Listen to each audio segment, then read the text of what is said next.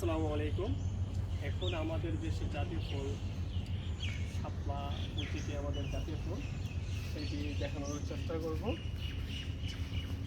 দেখুন আজগুবির জায়গা, কচু গাছ। প্রথমে আমরা দেখলে বুঝতে পারি যে এটা কি কচু গাছ না কলা গাছ। দেখেন চমৎকার একটি গাছ। আর এখানে আমাদের জাতীয় ফুল শাপলা।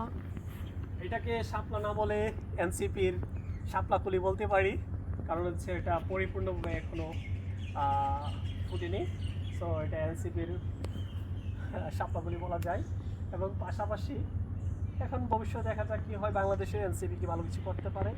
যদি করতে পারে তাহলে এটা পুরোপুরি ফুটে যাবে, আর যদি না করতে পারে তাহলে কচু গাছের মতো অবস্থা হয়ে যাবে। এই আর কি অবস্থা। এরকম সুন্দর সুন্দর আজগুবি জিনিস দেখতে আমার সাথেই থাকুন। ধন্যবাদ। আসসালামু আলাইকুম।